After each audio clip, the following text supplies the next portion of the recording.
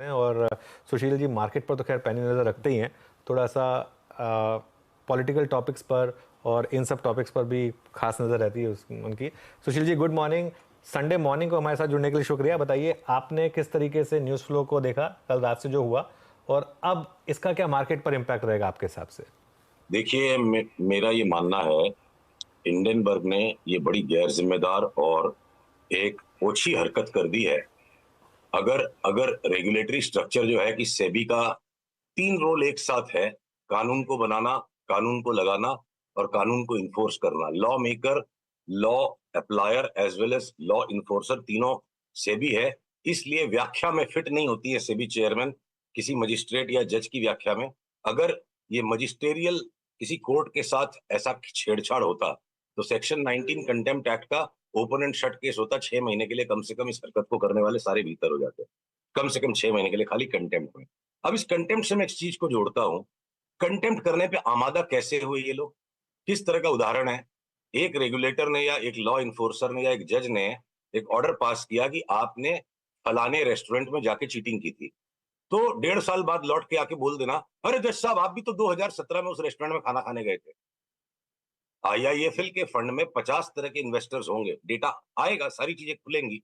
तो अनुज, किसी रेस्टोरेंट में अगर छिनताई हो गई, पॉकेटमारी हो गई, चीटिंग हो गई, और आप भी उस रेस्टोरेंट में खाना खा के आए थे 7 साल पहले, और वो पॉकेटमार बोले क्या है अनुज तुम भी तो 7 साल पहले वहां खाना खा के आए थे, तो इसको छिछोरी हरकत कहा जाएगा। ये किसी भी प्रकार का गंभीर आरोप नहीं है।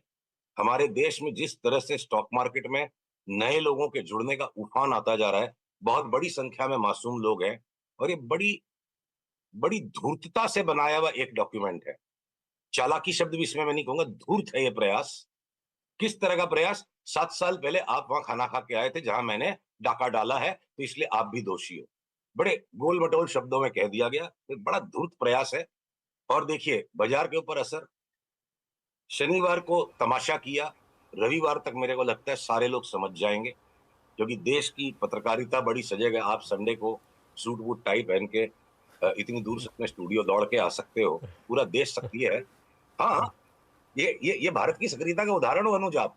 तो ये सारा देश आज सक्रिय है, और मुझे लगता है सोमवार को कोई 150 पॉइंट नीचे खुल गया तो खुल गया। और मैं ये बात इसलिए नहीं कह रहा हूं कि हम लगातार पिछले सप्ताह से तेजी की एनालिसिस लेकर आ रहे हैं। कोई अगर टेम्पररी ब्लिप भी आता है, क्योंकि बहुत ही छिछला, छिछोरा और गैर जिम्मेदार सा ये प्रयत्न है कि आपने जज साहब हमको चोर बोला तो हमने खोज के निकाला डेटा, आप भी 7 साल पहले वहां जाके एक प्लेट पाव भाजी खा के आए। मतलब ये क्या बात है? नहीं, देखिए सुशील जी अपने अंदाज में बिल्कुल सही बात मतलब कानून एक इसमें एक पॉइंट तरीके से और कर है, रहे एक हैं। नहीं, पॉइंट और है। एक हाँ बोलिए।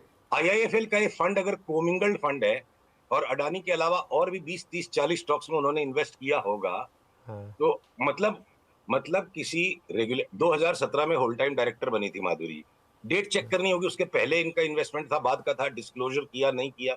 तो अगर उस फंड ने अडानी में भी इन्वेस्ट किया अलोंग विद 20 अदर स्टॉक्स, तो बोले जी मैंने मैंने ना थम्स अप के ग्लास में नशा मिला के किसी को उल्लू बनाया था, और आपने भी थम्स अप पी थी उस रेस्टोरेंट में जाके। ये इस तरह का मजाकिया आर्ग्यूमेंट है।